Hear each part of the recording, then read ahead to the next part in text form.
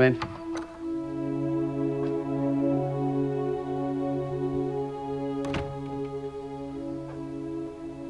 Sir, nandiyan na po yung bisita niyo. Okay, tell them I'll follow in a while. Sige po, sir. Sige na, anak. Muna na ako. Dad, sino po yung bisita niyo? Oh, just a friend. Tuloy mo na yung ginagawa mo na. Hmm? I love you. Love you.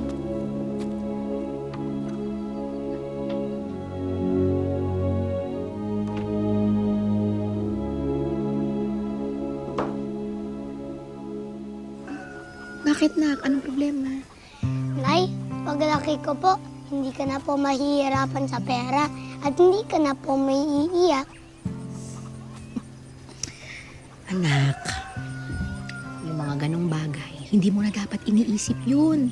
Dapat ang iniisip mo, yung pag-aaral mo, at saka yung paglalaro. Hayaan mo na munang ibigay ni nanay sa'yo ang lahat ng kailangan mo. Kasi ako ang nanay mo. Salamat, Nay. Salamat, anak. Tingnan mo nga, kung dikit na. Oh, di ba? Dikit na. Eh kung idikit kaya natin yung kamay natin ganyan, para hindi na tayo maghiwalay. Gusto mo yan? Hindi na po. Ayaw. Oh.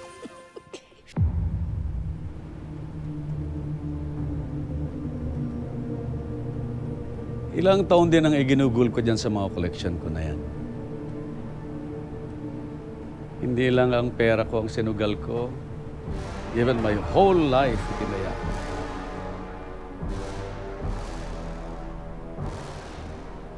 Ang koleksyong pinaghihirapan ay ang koleksyong iniingatan. Ikaw, Mayor. Ano ang iniingatan mo?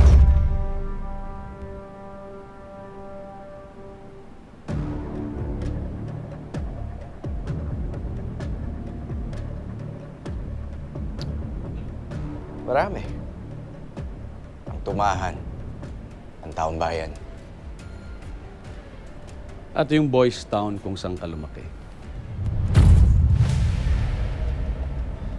Paano mo nalaman yan? Hindi ko naman alam na sekreto pala yun, Mayor. Madali namang malaman ang lahat ng kwento ng mga tao, lalo na kung marami kang pera, pwede mong gawin lahat. Sir Julio, puno ang schedule ko today. Kaya diretsuhin mo na ako. Bakit mo ba akong gusto makausap? Chill. Relax, Mayor. Calm down. Let's have a seat.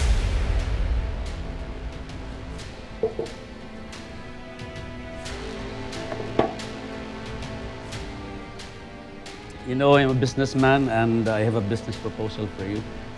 Nakita ko kasi kung gaano kayo ka-close ni Bangkil na para bang kilalang-kilala mo siya.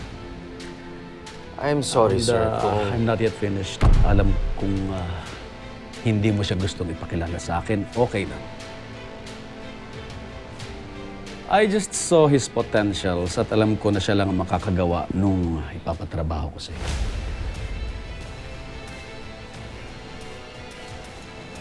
ano ibig mo sabihin? Kunin mo si Nando, yung leader ng mga atubaw. At para magawa mo yan, kailangan mo ng tulong ni Bangkil.